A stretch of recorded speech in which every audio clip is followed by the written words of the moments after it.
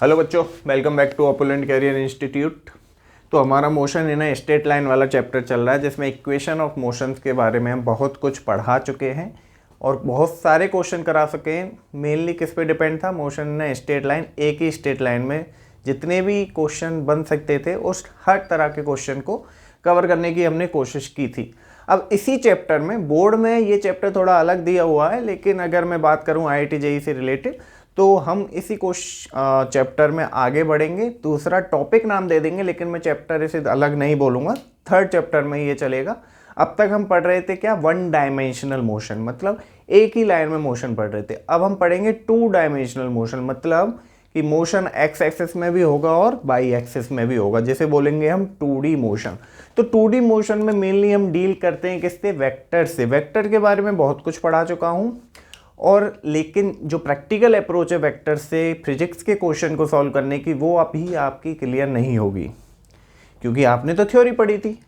अब हम जो ये चैप्टर स्टार्ट कर रहे हैं, जो ये टॉपिक स्टार्ट कर रहे हैं, उसमें आपके वेक्टर से रिलेटेड जो भी प्रैक्टिकल क्वेश्चंस हैं, जो फिजिक्स से रिलेटेड हैं आपके, वो सारे कवर करेंगे। लेकिन उससे पहले एक इम्पॉर्टेंट टॉपिक, उसको पढ़ेंगे, फिर हम वेक्टर के क्वेश्चंस पे जाएंगे। तो उस टॉपिक का क्या नाम है? टॉपिक का नाम है आपका प्रोजेक्टाइल मोशन। कुछ नया सुनने को आया होगा आपको, अगर किसी ने पहले नहीं पढ़ रखा है तो। जिन्होंने पढ़ रखा है उनको तो पता होगा। और ये मोशन क्या है? टू डायमेंशनल है। ये मोशन कैसा है? Two dimensional. दिख रहा है ना? ओके। तो ये मोशन 2D में अगर होता है, मतलब एक्स एक्सिस और वाई एक्सिस दोनों में। सर एग्जाम्पल बताओ, ऐसे समझ में नहीं आ रहा। प्रोजेक्टाइल लिख दिया। प्रोजेक्टाइल का मतलब क्या है? देखो, प्रोजेक्टाइल का क्या मतलब है? सिंपली आप क्रिकेट खेल रहे हो, आप कर रहे हो बैटिंग, सामने से आई बॉल और आपने मारा क्या? छक्का। क्या मारा? छक्का। चौका भी मार सकते हो। पहला जो टप्पा पड़ेगा ना, वहाँ तक की जो ट्रेजेक्ट्री होगी, उसे भी प्रोजेक्टाइल बोलेंगे। लेकिन मैं कह रहा हूँ कि आप खड़े हो यहाँ पे, आप खड़े हो कहाँ? यहाँ पे। यहाँ से आई बॉल और आपने मारा छक्का, और बॉल गई कहाँ? स्टेडियम के बाहर किसी इस पॉइंट पे। तो ये जो पाथ कवर किया इस बॉल ने, ये जो पाथ कवर किया इस बॉल ने, इस पाथ को, इस ट्रेजेक्ट्री को क्या बोलते हैं? Projectile trajectory. और ये जो मोशन है, इस पाथ पे जो ऑब्जेक्ट मूव कर रहा है, इस ट्रेजेक्ट्री पे जो ऑब्जेक्ट मूव कर रहा है, उस मोशन को क्या बोला? Projectile motion. ये तो क्रिकेट का एग्जाम्पल रहा। अब मान लो आप खेल रहे हो क्या? Football. Same thing, football. Ronaldo इधर खड़े हैं। रोनाल्डो या मेसी, कौन तुम्हारा जो फेवरेट है वो मान लो इधर खड़े हैं। इन्होंने गोल दागा और गोल गया सीधा कहाँ? नेट के अंदर। तो ये कोई पाथ उस बॉल ने, उस फुटबॉल ने तय किया होगा। तो इस पाथ पे जो भी मोशन हुआ है वो क्या है? Projectile motion. तो इस तरह का जो भी मोशन है उसे क्या बोलेंगे आप? प्रोजेक्टाइल मोशन बोलेंगे। और एक और एग्जांपल ले लो। मान लो ये कोई क्या है? एक बिल्डिंग है। आप बिल्डिंग के ऊपर खड़े हुए हो, आपके हाथ में एक क्या है? बॉल है। आपका मन किया, आपने बॉल जोर से फेंक मारी आसमान में।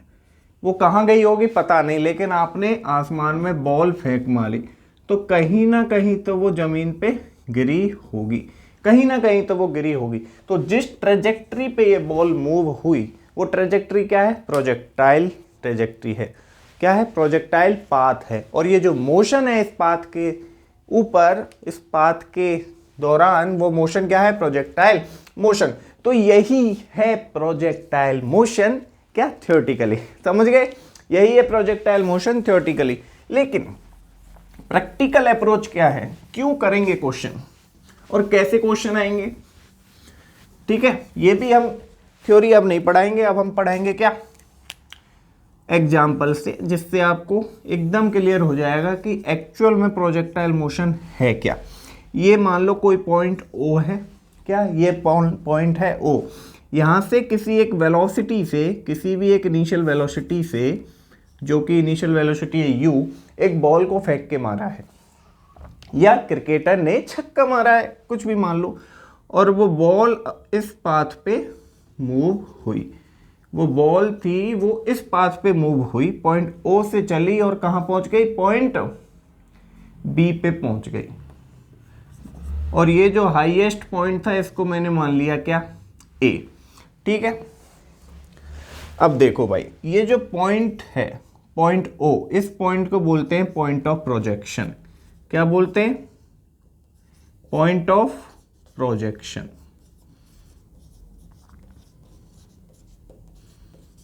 ठीक है, और ये जो डिस्टेंस है फ्रॉम ओ टू बी, जो ओ टू बी डिस्टेंस है, इसको क्या बोलते हैं? हॉरिजॉन्टल रेंज या सिंपली रेंज बोल सकते हो। ठीक है, रेंज बोल दो या हॉरिजॉन्टल रेंज बोल दो। एक होता है क्या, आपने जब बॉल यहां से मारी और यहां पे गई, तो इस दौरान जो टाइम लगा, इस ट्रेजेक्ट्री को कवर करने में जो टाइम लगा, time to cover path OAB is called what? Time of flight. क्या भाई, उस पाथ को, उस टाइम को क्या बोलेंगे? Time of flight. बॉल को पॉइंट ओ से बी तक पहुंचने में जो टाइम लगा, उस टाइम को बोलते हैं क्या? Time of flight. और इस टाइम को किससे रिप्रेजेंट कर सकते हो आप? कैपिटल T से रिप्रेजेंट कर सकते हो। तो देखो, जब, और ये जो बॉल है वो किसी एंगल एक थीटा पे मारी गई है। तो जब मैंने आपको वेक्टर्स पढ़ाए थे तो उस टाइम भी बताया था कि जब किसी एंगल थीटा पे कोई भी वेलोसिटी है या कोई भी कंपोनेंट है, तो उसके हम दो कंपोनेंट हॉरिजॉन्टल और वर्टिकल डायरेक्शन में ले सकते हैं, आपको पता है। तो यहाँ पे हमारे पास दो एक्सिस हैं, एक्स एक्सिस और वाई एक्सिस। प्रोजेक्टाइल का कोई भी क्वेश्चन आएगा उसे दो कंपोनेंट में आपको डिवाइड करना ही करना है, क्योंकि प्रोजेक्टाइल मोशन जो है हमेशा एक थीटा एंगल पे होगा, कोई ना कोई एंगल दे के रखा होगा। आपको सबसे पहले क्या करना है, वो वेलोसिटी जो है उसको आपको एक्स डायरेक्शन और वाई डायरेक्शन में दो कंपोनेंट उसके लेने हैं। और वो कंपोनेंट कैसे लेने हैं ये मैं आपको बता चुका हूँ। ठीक है, जो एक्स डायरेक्शन होगा मतलब जिस तरफ थीटा है उस तरफ कंपोनेंट क्या आएगा? यू कॉस थीटा, ये मैंने बता रखा है, देखो। ठीक है, और जो वाई डायरेक्शन में जो अपोजिट टू थीटा है वहां पे कंपोनेंट क्या आएगा? You sine theta. ठीक है, तो यहां पे दो वेलोसिटी है, एक वेलोसिटी है एक्स डायरेक्शन में और एक वेलोसिटी है वाई डायरेक्शन में। तो एक बात बताओ, जब बॉल यूं उड़ के जा रही है, मान लो सामने भी जा रही है और ऊपर भी जा रही है, देखो सामने भी जा रही है, आगे भी चल रही है और ऊपर भी चल रही है इस पॉइंट तक। इस पॉइंट के बाद बॉल आगे भी चल रही है और फिर नीचे चल रही है। तो जब बॉल आगे चल रही है तो इस बॉल को रोकने वाला क्या कोई अपोजिशन फोर्स है? क्या कोई अपोजिशन फोर्स है? क्या कोई अपोजिशन एक्सीलरेशन है? क्या कुछ है जो इस बॉल को आगे से सामने से रोक पाए? है क्या? Air resistance. तो गैलीलियो साहब ने जब ये डेरिवेशन डिराइव किया, जब बताया इसके बारे में, तो क्या बोला कि एक अजम्पशन मान लो, जब आप इसको पढ़ोगे जो भी क्वेश्चन करोगे वो अजम्पशन लेके चलना कि एयर रेजिस्टेंस क्या है? Negligible, zero. ठीक है, ये गैलीलियो साहब ने बोल दिया, मैं लिख रहा हूं, एयर रेजिस्टेंस नेग्लिजिबल। क्या है? नेग्लिजिबल। तो एयर रेजिस्टेंस नेग्लिजिबल है मतलब कि जीरो के इक्विवेलेंट हो गया, वो जीरो ही मान लो उसे, नेग्लिजिबल है तो है ही नहीं। अगर एयर रेजिस्टेंस नहीं है इस बॉल को सामने से रोकने वाला, तो ये बॉल तो सामने से कोई रोक ही नहीं रहा है, कोई अपोजिशन फोर्स ही नहीं है, और फोर्स ही नहीं है मतलब अपोजिशन एक्सीलरेशन भी नहीं है, क्योंकि कुछ रोक ही नहीं रहा है ना, आगे से कोई वेलोसिटी है ही नहीं, एयर की वेलोसिटी भी नहीं है। मतलब कि ये जो u का कंपोनेंट है इन x direction u cos theta, इसे सामने से हॉरिजॉन्टल से रोकने वाला कोई है ही नहीं। तो मतलब जब भी जिस भी पॉइंट पे ये बॉल पहुंचेगी, यहां पहुंचे चाहे यहां पहुंचे या यहां पहुंचे, तो इसका जो x कंपोनेंट है, इसकी जो वेलोसिटी है इन x डायरेक्शन में, वो कभी चेंज होगी नहीं, क्योंकि इसको कोई रोक ही नहीं रहा है, कोई अपोजिशन है ही नहीं, तो ये वेलोसिटी तो हमेशा सेम रहेगी। u cos थीटा यहां भी u cos थीटा, यहां भी u cos थीटा और यहां भी u cos थीटा। और ये जो u cos थीटा है ये किस डायरेक्शन में है? x डायरेक्शन में। किस में है? x डायरेक्शन में। क्या सेम थिंग y डायरेक्शन में आप बोल सकते हो? y डायरेक्शन में बॉल जा रही है, ऊपर भी जा रही है और नीचे भी जा रही है। क्या बाई डायरेक्शन में बॉल को रोकने वाला या सपोर्ट करने वाला कोई एक्सेलरेशन है? देखो ध्यान से, यस, वाई डायरेक्शन में बॉल को रोकने के लिए और सपोर्ट करने के लिए एक्सीलरेशन है। जब बॉल ऊपर जा रही थी तो बॉल को ऊपर जाने से रोकने वाला एक्सीलरेशन था क्या? Gravitational acceleration. क्या था? जी। जब बॉल नीचे आ रही थी तो बॉल को सपोर्ट करने वाला एक्सीलरेशन था क्या? जी, ग्रेविटेशनल एक्सीलरेशन। तो वाई डायरेक्शन में तो बॉल को सपोर्ट और अपोज करने के लिए एक्सीलरेशन है, जो कि है क्या? जी। तो क्या मैं ये कंक्लूड कर सकता हूं कि acceleration in x direction is what? 0. Similarly, acceleration in y direction is what? g. अब ये माइनस जी है या प्लस जी, किस चीज पे डिपेंड करेगा? डायरेक्शन पे। तो साइन कन्वेंशन में यहां पे लिख रहा हूं, साइन कन्वेंशन। वैसे तो आपको पता है अगर बॉल ऊपर जा रही है तो पॉजिटिव लेंगे, बॉल नीचे आ रही है तो नेगेटिव लेंगे। ये तो सबको पता है ना साइन कन्वेंशन। ठीक है, साइन कन्वेंशन की कहानी हो गई। अब इसमें कुछ बचा ही नहीं है, अब इसमें कुछ बचा ही नहीं है। तो देखो, तो जो वेलोसिटी है in x direction, velocity in x direction में क्या है? u cos theta. Velocity in y direction क्या है? u sin theta. तो मैं पहले तो हॉरिजॉन्टल डायरेक्शन की बात कर रहा हूं। क्या? हॉरिजॉन्टल डायरेक्शन की अगर मैं बात करूं तो इक्वेशन ऑफ मोशन आपको पता है क्या होती है? v is equal to u plus a t. पहली इक्वेशन ही ये है, ठीक है। अगर मुझे फाइनल वेलोसिटी चाहिए इन एक्स डायरेक्शन, मान लो यहां से बॉल ने स्टार्ट किया, मुझे इस पॉइंट पे एक्स डायरेक्शन में वेलोसिटी चाहिए, तो सबसे पहले तो मुझे यू एक्स चाहिए। यू एक्स बोले तो initial velocity in x direction. Initial velocity in x direction क्या है? यू कॉस थीटा है, plus a T plus A x T. Acceleration in x direction, तो एक्सेलरेशन इन एक्स डायरेक्शन तो अभी बताया क्या है? 0। तो ये तो पूरा टर्म 0 हो गया। तो final velocity in x direction क्या हो गई? You x. और यू एक्स क्या हो गई? Velocity in x direction initially क्या है? You cos theta. ये लो, खत्म। ठीक है, हॉरिजॉन्टल डायरेक्शन में अगर मैं दूसरी इक्वेशन लगाऊं, दूसरी इक्वेशन क्या है? S is equal to u t plus half a t square. X direction की बात कर रहा हूं तो यहाँ पे एक्स लगा दो, एफ एक्स। ठीक है, तो यू एक्स क्या है? Initial velocity in x direction क्या है? You cos theta T, plus A x क्या है? अभी तो बताया 0 है एक्स डायरेक्शन में एक्सेलरेशन। एक्सेलरेशन 0 हो तो पूरा टर्म 0 हो गया। तो ये लो साहब, ये आपको डिस्टेंस भी पता चल गई। क्या? किसी टाइम टी के बाद ये बॉल कहाँ पहुंची होगी, कहाँ, कैसे निकालोगे एक्स डायरेक्शन में? You cos theta. सिंपल हो गया। सिमिलरली अगर मैं वर्टिकल डायरेक्शन की बात करूं, वर्टिकल कंपोनेंट की अगर मैं बात करूं तो सेम इक्वेशन लगाओ आप, लेकिन अब क्या लगाओगे? y में लगाओगे। तो v y is equal to u y plus a y t. V y मतलब कि y डायरेक्शन में फाइनल वेलोसिटी निकालनी है, मतलब यहां से बॉल चालू हुई और मेरे को y डायरेक्शन में इस पॉइंट पे वेलोसिटी चाहिए, इस पॉइंट पे वेलोसिटी चाहिए। मान लो वो क्या है? वेलोसिटी वी वाई है। वो वेलोसिटी क्या है? वी वाई है। तो वी वाई अगर मेरे को निकालना है तो सबसे पहले तो यू वाई पता होना चाहिए, मतलब initial velocity in Y direction पता होना चाहिए। तो initial velocity in Y direction क्या है? U sine theta. लिखो u sine theta plus acceleration in Y direction क्या है? अब देखो ध्यान से, एक्सीलरेशन इन वाई डायरेक्शन क्या है? बोलो बोलो। जी है। देखो ध्यान से, एक्सीलरेशन इन वाई डायरेक्शन क्या है? जी है। ठीक है, तो साइन कन्वेंशन की अगर मैं बात करूं तो साइन कन्वेंशन नीचे की डायरेक्शन में नेगेटिव मैंने लेके रखा है। लेकिन एक बात बताओ, जो ग्रेविटेशनल एक्सीलरेशन है वो तो हमेशा नीचे ही लगेगा, जो जी है वो तो हमेशा नीचे ही लगेगा, और अगर नीचे ही लगेगा तो वो तो हमेशा इस केस में क्या होगा? नेगेटिव ही होगा। तो जी जो है वो क्या होगा?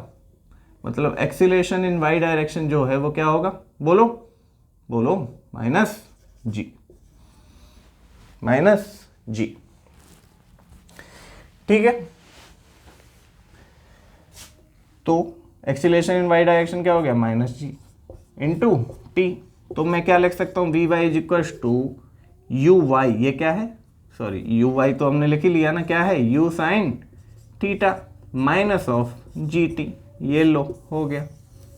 अगर मैं सेकेंड इक्वेशन लगाऊं, f y is equal to u y t plus half a y t square, लगाओ एस वाई क्या आ गया, यू वाई क्या है, यू वाई तो ये रहा, किधर है, you why you sine theta, you sine theta T. अब ए वाई है तो माइनस जी हो गया, तो minus of half G T square, ये लो आपकी ये इक्वेशन भी आ गई।